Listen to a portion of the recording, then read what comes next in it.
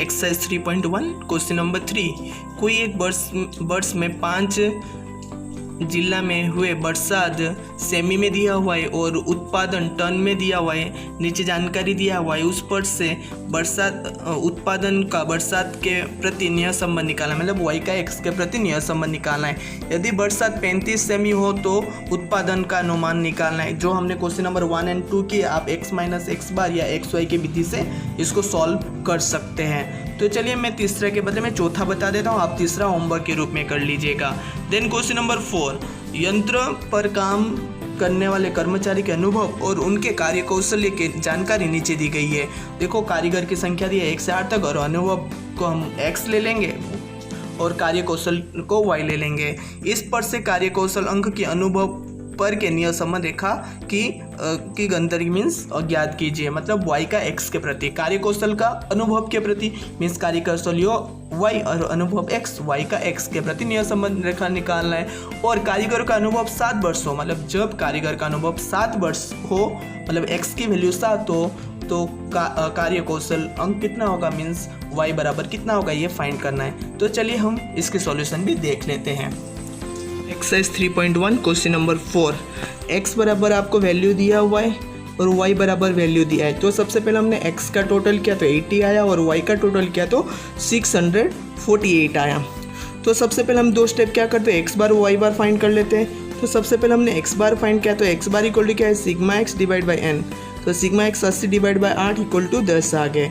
Then sigma y, तो y का total कितना है 648 और n बराबर टोटल 8 संख्या है, 8 से डिवाइड किया तो सिग्मा y बराबर कितना आ गया, 81 आ गया।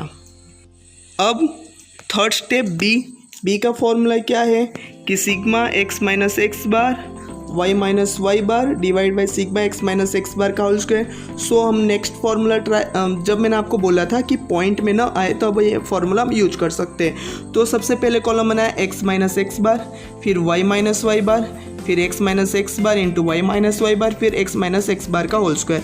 और मैंने आपको शॉर्टकट में बताया था कि कैलकुलेटर में हम कैसे फाइंड कर सकते हैं। तो सबसे पहले यहाँ पे x बार कितना आया है, x माइनस एक्स बार निकालने के लिए हम क्या करते हैं, 12 में से x बार 10 माइनस करेंगे 2 आएगा, फिर 5 में से 10 माइनस करेंगे -5 आएगा, 10 में से 10 माइनस करेंगे 0। लेकिन कैलकुलेटर में शॉर्टकट मैंने आपको क्या बताया था, सबसे पहले क्या करना है कि 10 माइनस फिर बराबर कर देना, क्योंकि 10 सब में से माइनस करना है। फिर पहला क्या है 12 है तो 12 करके इक्वल करो, देखो 2 आ जाएगा।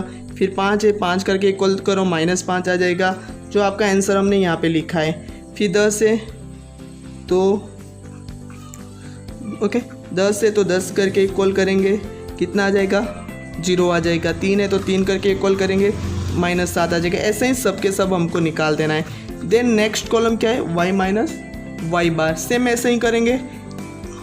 टोटल कितना आया है, x बार y बार 81 आया है। तो हम पहले क्या करेंगे, 81 में से माइनस करेंगे सब। तो सबसे पहले 83 है तो 83 ओके, फिर बराबर करेंगे, कितना आ गया 2 आ गया ओके। फिर ऐसे पूरा का पूरा कॉलम हम फाइंड आउट कर लेंगे। आया समझ में कॉलम y माइनस वाई बार। यदि आपको ना आए तो आप कमेंट बॉक्स में लिख सकते हैं, तो नेक्स्ट वीडियो में मैं और अच्छे से आपको समझा दूंगा। देन x माइनस एक्स बार और y माइनस वाई बार का हमको क्या करना है, गुणा करना है। तो 2 दूना 4, 6 पच्चे 30, लेकिन माइनस माइनस प्लस हो गया। ऐसे हमने क्या किया, सबका गुणा किया। तो गुणा किया तो कितना आ गया, total 247।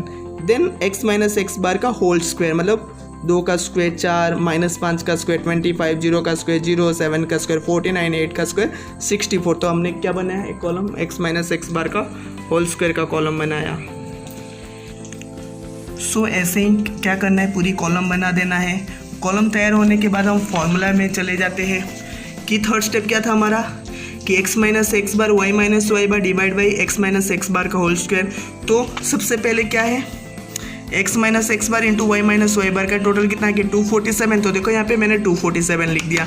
Then x minus X bar का होल स्क्वायर, तो x माइनस एक्स बार का होल स्क्वायर कितना आया है 248 आया है, तो यहाँ पे 248।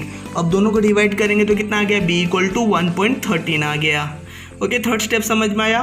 Then step number 4 equal to क्या है, a equal to Y bar minus B X bar. Then Y bar कितना आया था 81 आया था तो हमने 81 लिख दिया, माइनस के जगह माइनस, b इक्वल टू कितना है 1.13 तो 1.13 लिख दिया, और x बार ऊपर कितना आया था 10 आया था। 1.13 को 10 के साथ गुणा करोगे कितना आ जाएगा 11.3, और 81 में से 11.3 माइनस करोगे तो a इक्वल टू कितना आ जाएगा 69.7 आ गया। 4 स्टेप समझ में आया। देन स्टेप नंबर 5 हम करते हैं। चलिए स्टेप नंबर 5 क्या है, y cap equal to a plus B X. तो a बराबर कितना आया था 69.7 आया था, b इक्वल टू कितना आया था 1.13 और x के जगह पे x, और आपको पता है कि 5 स्टेप हम समीकरण बनाते हैं।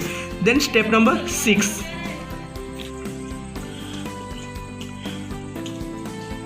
y cap equal to a plus B X, a बराबर 69.7 प्लस 1.13, b बराबर और x के जगह पे x, और इसको हमने क्या बना दिया समीकरण बना दिए।